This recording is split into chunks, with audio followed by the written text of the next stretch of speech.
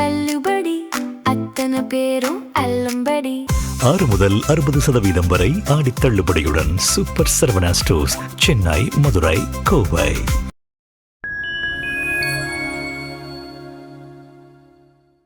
எப்படியாவது அதிகாரத்தை பயன்படுத்தி எதையாவது சுரண்டிக்கிட்டே இருக்கணுன்ற போதை அதுவும் குறிப்பாக இந்த விஷயத்தை பொறுத்த வரைக்கும் அந்த இடம் 46 கோடிக்கு வாங்கியிருக்கு. சென்ட் இன்றைக்கி ஊருக்குள்ளே அப்படின்னா 1.5 லட்சம் 2 லட்சம் போகுது அப்படின்றாங்க. அதிகபட்சம் 3 லட்சம் 5 லட்சம் வரைக்கும்லாம் இருக்குது. அப்போது இது என்ன ரேட்டில் பதிவு பண்ணியிருக்கிறாங்க? பத்திரப்பதிவுத்துறை அப்போ மூர்த்தி அவர்கள் தான், அவருக்கு தெரியாமல் 124 ஏக்கரை கம்மியான விலைக்கு வாங்கிட்டாங்களா அப்படின்றதெல்லாம் விசாரிக்கப்படணும். இதில் கொடுமை என்னென்னா, அந்த மண் எழுன லாரி யாருக்கு சொந்தமானதுன்னா அங்களுடைய எம்பி சிஎன் அண்ணாதுரையுடைய ஃபேமிலி பேரில் இருக்கக்கூடிய அவங்க ஒய்ஃப் பேரில் தான் இருக்குது, ஏபிஎஃப் கன்ஸ்ட்ரக்ஷன். அந்த கன்ஸ்ட்ரக்ஷன் லாரி ஒரு எம்எல்ஏ எம்பி அமைச்சர் எல்லாருமே கூட்டா சேர்ந்து மக்களுக்கு உதவுவாங்கன்னு பார்த்தா கூட்டா இந்த மாதிரி அதிகாரம் இருக்கிறாங்க. 124 ஏக்கரை சமப்படுத்துறதுக்கு மண் பக்கத்தில் இருக்கக்கூடிய பிளான்ட்டுக்கு பக்கத்தில் ஏரி இருக்கு, அந்த இடத்துக்கு பக்கத்துலேயே. அப்போ அந்த ஏரியிலேருந்து அவங்க இரவோட இரவாக அள்ள ஆரம்பிக்கிறாங்க. அங்களுடைய மக்களுக்கு பிரச்சனை தெரிய வருது. அவங்க போய் போராடுறாங்க. இதில் பெண்கள் போராடி இருக்கிறாங்க, கைது பண்ணியிருக்கிறாங்க போலீஸு. போராடினவங்கள கைது பண்ணியிருக்காங்க. கைது பண்ணவங்களுக்கு யாரை? அமைச்சராக இருந்தானே யாராக இருந்தானே நீங்கள் வாங்க சார் விசாரிச்சிருக்கணுமா இல்லையா? தாசில்தாருக்கு போயிருக்கு, பிடிஓக்கு போயிருக்கு, கலெக்டருக்கு போயிருக்கு, எல்லாரும் அங்கே வந்திருக்கிறாங்க. அரசாங்கத்துறை அங்கே மத்து சம்பந்தத்துக்கு வந்திருக்கிறாங்க. என்னென்னு நீங்கள் அதை கண்டுக்காமல் போகணும். ஒரு அரசாங்கமே அரசாங்கத்தில் ஈடுபட்டு லோக்கல் கவர்னன்ஸே அங்கே அமுக்கப்பட்டிருக்கு. அவங்க உடந்தையாக இருந்திருக்கிறாங்க இந்த மோசடிக்கு. ஒரு பக்கம் விவசாயிகள் கேட்குறாங்க, இன்னொரு பக்கம் அந்த பகுதி வாழ் மக்கள் போராடுறாங்க. ஏன் போராடுறாங்க? நிலத்தடி நீர் பிரச்சனையாயிடும், விவசாயம் பண்ண முடியாது, குடிநீர் பிரச்சனை உண்டாகும், சூழலியல் தாக்கம் என்ன உண்டாகும்னு தெரியாது. நீங்கள் பாட்டு ரொம்ப ஆழமாக எவ்வளோ கிடைக்குதோ அள்ளிக்கிட்டே போயிட்டு இருக்கீங்க. இது எந்த அடிப்படையில் நடக்குறீங்கன்னு அவங்கெல்லாம் கேட்குறாங்க. டிஎம்கே மாநாடை அவர் பிளான் பண்ணி அவரோட இடத்துல வைக்கிறார். அப்போ என்ன ஆகும்? ரோடையும் போட்டுக்க முடியும், அதுக்கான கட்டமைப்பை ஏற்படுத்திக்க முடியும், அந்த தரைகளை சமப்படுத்துறதுக்கு பக்கத்தில் ஏரியிலேருந்து மண் எடுத்துக்க முடியும். வேலு அவர்களுடைய குடும்பத்துக்கு அந்த இடத்துக்கு சமமான வேலைகள் நடந்திருக்கு. இந்த மாநாட்டுன்ற பேரில் ஷோல்டர் லைன்னு சொல்லுவோம், ரோடுடைய டிவைடர் லைனு, ஷோல்டர் லைனு, பாதுகாப்பு அம்சங்கள் இதெல்லாம் பக்காவாக பண்ணி வச்சுருக்குறாங்க. நம்ம மக்கள் வாழக்கூடிய ரோட்டில் பகுதியில் ரோடு போட்டால் 6 மாதம் தாங்க மாட்டாங்க. இந்த மாநாடு நடந்து ஏறக்குறைய 8-10 மாதம் ஆயிடுச்சுல்ல. இன்றைக்கி அந்த ரோடை போய் பாருங்க, பல போலன்னு இருக்கு. இப்போ போன வாரம் போனோம், நல்ல பாதுகாப்பாக இருக்குது, நல்லா இருக்குது, நல்லா போட்டிருக்காங்க, தரமாக போட்டிருக்கிறாங்க. இதே தரத்தை எல்லாரோடும் போட்டிருக்க வேண்டியது தானே. தள்ளுபடி அத்தனை பேரும் அல்லம்படி 6 முதல் 60% வரை ஆடி தள்ளுபடியுடன் சூப்பர் சரவணா ஸ்டோர்ஸ், சென்னை, மதுரை, கோவை.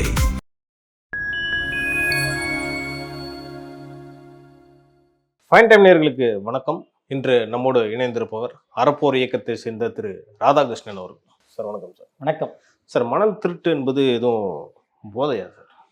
அந்த போதை ஒழியவே மாட்டுது பல பேருக்கு. இந்த குற்றச்சாட்டு வந்துகிட்டே இருக்கு திமுக கட்சியை சேர்ந்தவர்கள் பல பேர் மேலே. இதுக்கு பின்னாடி என்ன சார் இருக்கா? திரு ஏவாவேலு அவர்கள் என்னதான் பண்ணார்? நீங்கள் ஆக்சுவலி ஆரம்பத்தில் கேட்டது ரொம்ப சரியானது. அது ஒரு போதைனா போதை தான். எப்படியாவது அதிகாரத்தை பயன்படுத்தி எதையாவது சுரண்டிக்கிட்டே இருக்கணுன்ற போதை அதுவும் குறிப்பாக இந்த விஷயத்தை பொறுத்த வரைக்கும் திருவண்ணாமலையில் 2025 இறுதியில் டிசம்பர் 15 வாக்கில் ஒரு மாநாடு டிஎம்கே நடத்துகிறாங்க. நீங்கள் இப்போ செய்திகளை பார்த்துருப்பீங்க. அதே போல் இந்த வடக்கு மண்டல பொறுப்பாளர் ஏவா வேலு அவர்கள் தான் இதுக்கான ஏற்பாடுகளை செய்கிறார். அவருடைய மகன் தான் அந்த இடம் வச்சுருக்கார். கலைஞர் திடல்னு சொல்கிறாங்க இல்லையா, அது 124 ஏக்கரில் தான் அந்த மாநாடு நடந்தது. அந்த இடம் யாருக்கு சொந்தம்னா ஏவா குமரன், ஆமாம், வேலு அவர்களுடைய மகனுக்கு சொந்தமானது. ஸோ இந்த இடத்த சமப்படுத்தணும். 1 லட்சம் பேர் 1.5 லட்சம் பேர் வர்றாங்கன்னா அந்த இடம் சமப்படுத்தணும் இல்லையா. அவருக்கு அந்த ஃபேக்ட்ரி இப்போ அங்கே ஏதோ மதுபான உற்பத்தி ஆலையெல்லாம் வர்றதா அங்கே பேசுகிறதெல்லாம் சொல்கிறாங்க. இங்கே என்னங்க, அது ஏற்கனவே சர்க்கரை ஆலையோட இடம் அப்படின்னு அது ஒரு கோர்ட்டு டிஸ்பியூட்டில் ஒரு நேஷ்னல் ஹைவேயோட கான்ட்ராக்ட் ஒருத்தர் வாங்குறாரு. அதுட்டேருந்து அவங்கள்ட்டேருந்து தான் இவர் வாங்கியிருக்கிறாவும். வர காலகட்டங்களில் அங்கே மதுபான உற்பத்தி ஆலை கொண்டு வரதுக்காக திட்டமிடுதெல்லாம் நடந்துக்கிட்டு இருக்கணும்னு சொல்கிறாங்க. அப்போ அந்த இடத்த சரி பண்ணணும்ல, லெவல் பண்ணுறது. ஒரு வயல் சார்ந்த இடம், சுற்றி வயல் தான் இருக்குது, ஒரு வயல் சார்ந்த இடம் 124 ஏக்கர். இதில் 2-3 பிரச்சனைகள் இருக்குது. ஒன்று அந்த இடம் 46 கோடிக்கு வாங்கியிருக்கிறார். சென்ட் இன்றைக்கி ஊருக்குள்ளே அப்படின்னா 1.5 லட்சம் 2 லட்சம் போகுது அப்படின்றாங்க.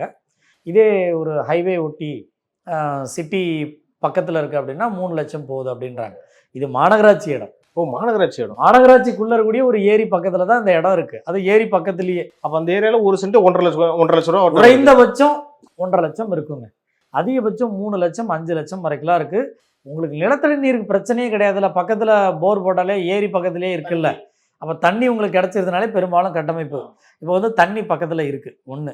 அப்போது இது என்ன ரேட்டில் பதிவு பண்ணியிருக்கிறாங்க, பத்திரப்பதிவுத்துறை அப்போ மூர்த்தி அவர்கள் தான்.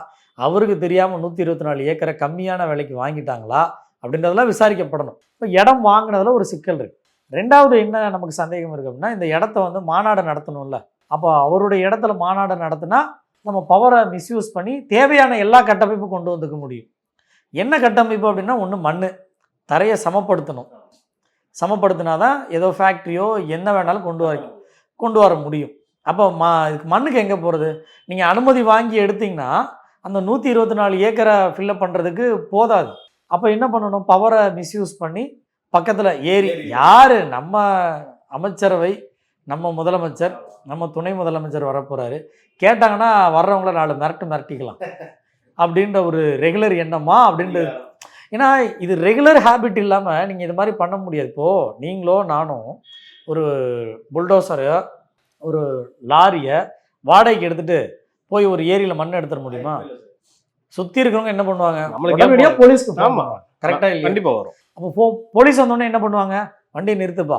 யாருக்கிட்ட என்ன பர்மிஷன் வாங்கினான்னு கேட்பாங்களா இல்லையா? இன்னொரு பக்கம் என்ன பண்ணுவாங்க? நீ வண்டி நேராக ஸ்டேஷன் விடு. கண்டிப்பாக. ஓனர் யாரு? வர சொல்லு. நேரம் டிரைவர் கூப்பிட்டு உட்கார வச்சிருவாங்க, கூப்பிட்டுருவாங்க. இந்த கொடுமை என்னன்னா, அந்த மண் எழுன லாரி யாருக்கு சொந்தமானதுன்னா, அங்களுடைய எம்பி CN அண்ணாதுரையுடைய ஃபேமிலி பேரில் இருக்கக்கூடிய, அவங்க ஒய்ஃப் பேரில் தான் இருக்குது, APU கன்ஸ்ட்ரக்ஷன். அந்த கன்ஸ்ட்ரக்ஷன் லாரி. ஒரு MLA, MP, அமைச்சர் எல்லாருமே கூட்டா சேர்ந்து மக்களுக்கு உதவுவாங்கன்னு பார்த்தா கூட்டா வந்து இந்த மாதிரி அதிகார அமைச்சருக்கு பண்ணிட்டு இருக்கிறாங்க. அமைச்சருக்கு உதவுறதுக்கு இந்த வேலைகள் நடந்திருக்கு. அப்போ இந்த 124 ஏக்கரை சமப்படுத்துறதுக்கு மண் பக்கத்தில் இருக்கக்கூடிய வெறும் அட்ஜசன் ஒரு 200-300 மீட்டர் நம்ம தெரு மோனதாங்க இருக்கும். அதுவே ஜாஸ்தி. அதுக்கு முன்னால் இருக்கக்கூடிய தூரம் தான். அவங்க பிளான்ட்டுக்கு பக்கத்தில் ஏரி இருக்குது, அந்த இடத்துக்கு பக்கத்துலேயே. அப்போ அந்த ஏரியிலேருந்து அவங்க இரவோட இரவாக அள்ள ஆரம்பிக்கிறாங்க. அங்களுடைய மக்களுக்கு வந்து பிரச்சனை தெரிய வருது. அவங்க போய் போராடுறாங்க. 2024 நவம்பர் மாதத்தில். ஏன்னா மாநாட்டுக்கு 1 மாதத்துக்கு முன்னாலே மண்ணால் ஆரம்பிச்சிட்டதா சொல்கிறாங்க.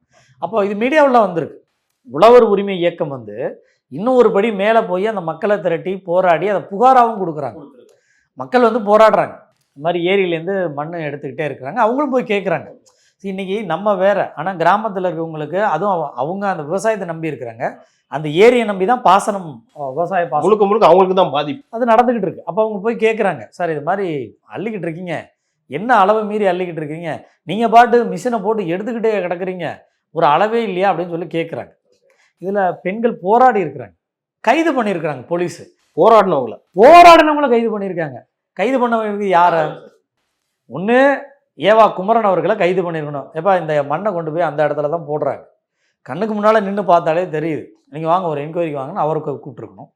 இல்லை அமைச்சர் ஒரு சாதாரணமாக யோசிங்களேன், அமைச்சராக இருந்தானே யாராக இருந்தானே நீங்கள் வாங்க சார் விசாரிச்சிருக்கணுமா இல்லையா? தாசில்தாருக்கு போயிருக்கு, BDOவுக்கு போயிருக்கு, கலெக்டருக்கு போயிருக்கு, எல்லாரும் அங்கே வந்திருக்கிறாங்க. அரசாங்கத்துறை இங்கே வந்து மத்து சம்பந்தத்துக்கு வந்திருக்கிறாங்க. என்னென்னு நீங்கள் அதை கண்டுக்காமல் போங்க. ஒரு அரசாங்கமே அரசாங்கத்தில் ஈடுபட்டு லோக்கல் கவர்னன்ஸே அங்கே அமுக்கப்பட்டிருக்கு. அவங்க உடந்தையாக இருந்திருக்கிறாங்க. இது மோசடிக்கு உடந்தையாக போயிருக்காங்க. ஆமாம், நல்லாவே தெரியும். மண்ணை எடுத்திருக்கிறாங்க. முதல்ல ரெவென்யூ தாசில்தார் என்ன சொல்லியிருக்கணும்? நிறுத்துங்க வண்டியை, நான் கம்ப்ளைண்ட் கொடுக்குறேன், போலீஸ் தூக்கி நீங்கள் உள்ளார வைங்க சொல்லியிருப்பாங்களா இல்லையா? கண்டிப்பாக சொல்லிருக்கீங்க. நான் போய் ஒரு லாரி, ஒரு பாதி லாரி எடுத்துட முடியுமா? ஒரு புடி மண் எடுக்க முடியாது சார் கேட்பாங்களா இல்லையா? ஆமாம். அப்போ மக்கள் அங்கே திரண்டு போராடுறாங்க. ஒரு பக்கம் விவசாயிகள் கேட்குறாங்க, இன்னொரு பக்கம் அந்த பகுதி வாழ் மக்கள் போராடுறாங்க. ஏன் போராடுறாங்க? நிலத்தடி நீர் பிரச்சனை ஆயிரும், விவசாயம் பண்ண முடியாது, குடிநீர் பிரச்சனை உண்டாகும், சூழலியல் தாக்கம் என்ன உண்டாகும்னு தெரியாது. நீங்கள் பாட்டு ரொம்ப ஆழமாக எவ்வளோ கிடைக்குதோ அள்ளிக்கிட்டே போயிட்டு இருக்கீங்க.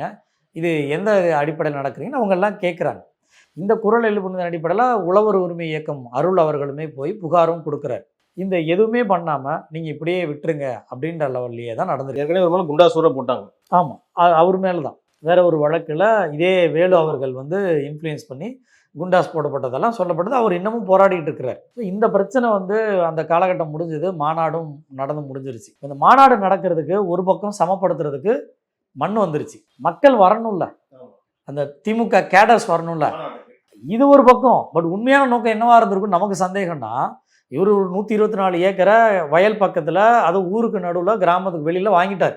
மாநகராட்சிக்குள்ளே இருந்ததுன்னா கூட சுற்றி கிராமமாக தான் இருக்குது. அப்போ இந்த இடத்துக்கு வந்து வழி வேணும்ல. நமக்கு என்ன பார்வையில் படுதுன்னா, டிஎம்கே மாநாடை அவர் பிளான் பண்ணி அவரோட இடத்துல வைக்கிறார். அப்போ என்ன ஆகும், ரோடையும் போட்டுக்க முடியும், அதுக்கான கட்டமைப்பை ஏற்படுத்திக்க முடியும், அந்த தரைகளை சமப்படுத்துறதுக்கு பக்கத்தில் ஏரியிலேருந்து மண் எடுத்துக்க முடியும்.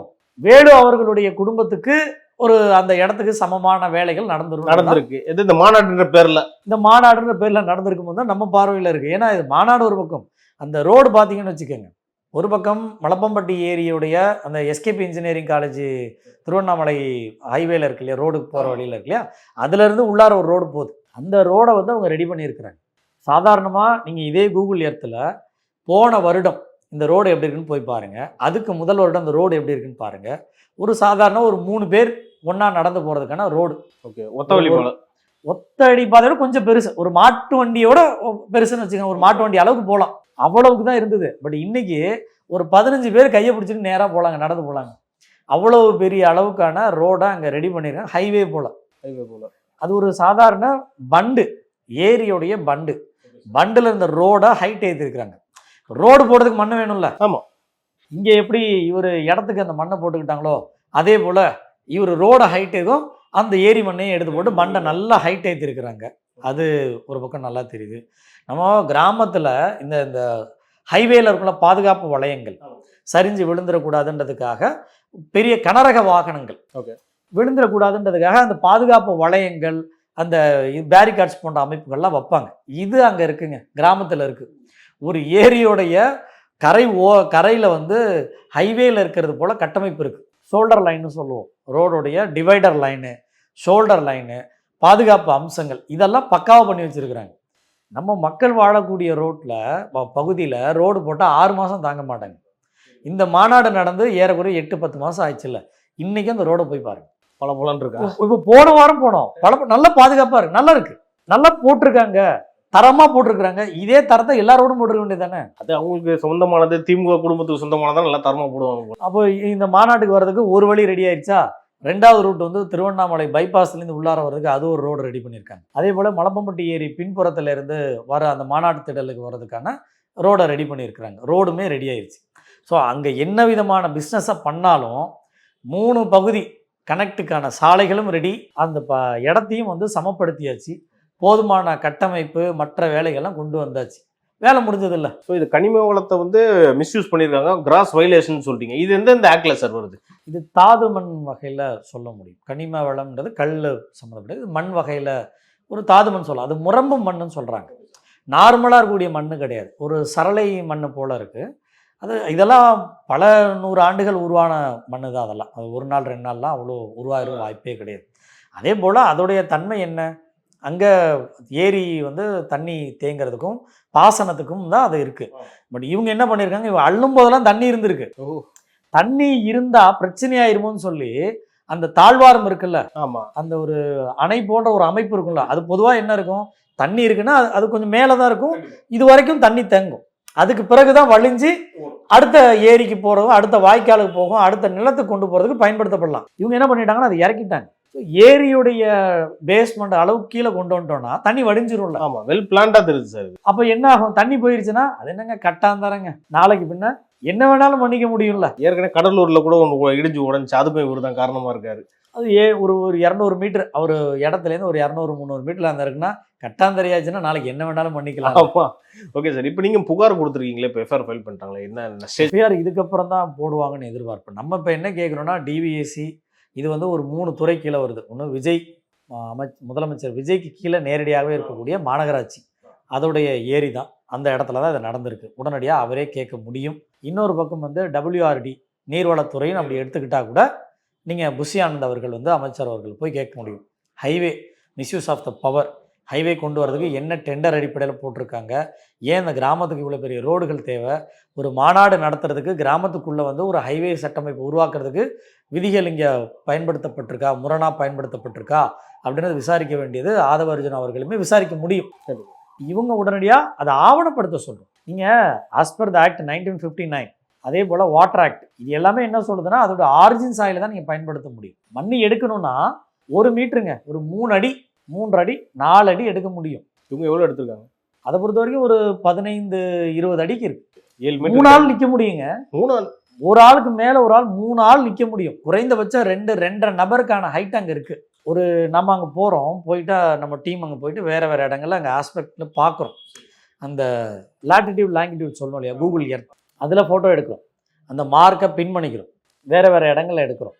எல்லா இடங்களையுமே உள்ளார வந்து நீங்கள் ஏறி உள்ளார அந்த இடத்துலேருந்து உள்ளார வந்தீங்கன்னா லெஃப்டில் ஒரு பக்கம் போய் ஒரு இடம் முழுசாக எடுத்துருக்குறாங்க. அப்படியே ரைட்டில் போய் தீவு மாதிரிலாம் உருவாக்கி வச்சுருக்குறாங்க.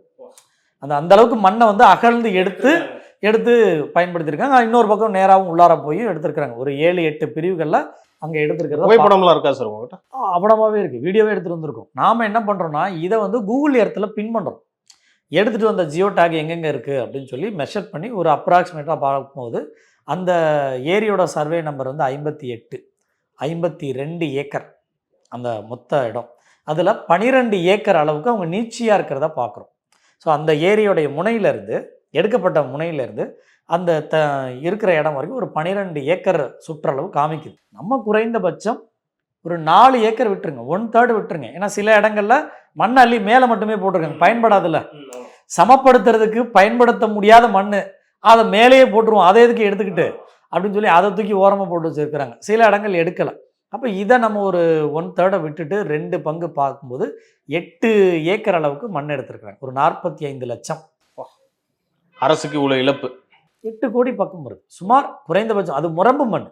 இன்றைக்கி நீங்கள் இந்தியா மார்ட்டில் போய் பார்த்தீங்கன்னா 15 ரூபா, 18 ரூபா, 20 ரூபா, 25 ரூபா ஒரு டன்னு நீங்கள் அந்த ரேட்டில் இருக்குது. அப்போ நம்ம அந்த எடுத்த அந்த 8 ஏக்கர் அதோடைய 45 லட்சம், இதையும் நம்ம அந்த முரம்பு மண்ணுடைய இன்றைக்கி மார்க்கெட் ரேட்டை கம்பேர் பண்ணும்போது 18 ரூபான்னு வச்சு கம்பேர் பண்ணும்போது 8 கோடி பக்கம் வருது. 8 கோடிக்கு மேலே போகுது அப்ராக்சிமேட்லி. இப்போ இந்த அரசு உள்ளார போய் பார்க்குறாங்க, ஒன்று எந்த அனுமதியோட இந்த மண் எடுத்தாங்க அப்படின்னு ஒன்று விசாரிக்கப்படணும்.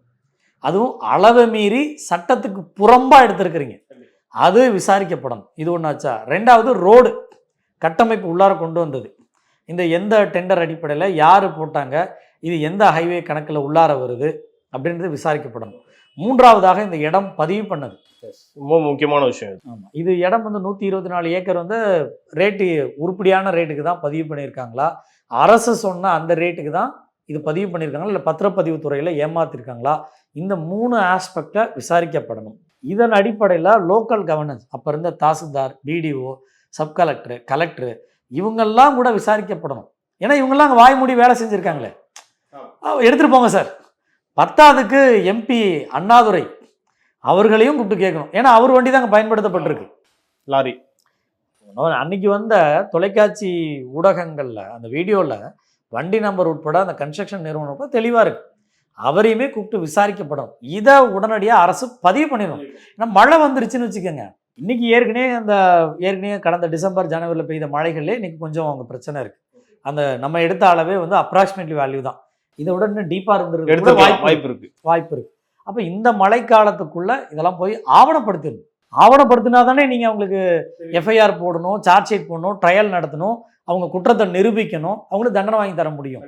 அதை இந்த அரசு விரைவாக செய்யுமான்றதை நம்ம பார்க்கணும். இந்த விஷயம் தொடர்பாக பல விஷயங்களுக்கு நீங்கள் சிறப்பாக பதில் பண்ணீங்க. உங்கள் நேரத்துக்கும் கருத்துக்கும் நன்றி. நன்றி.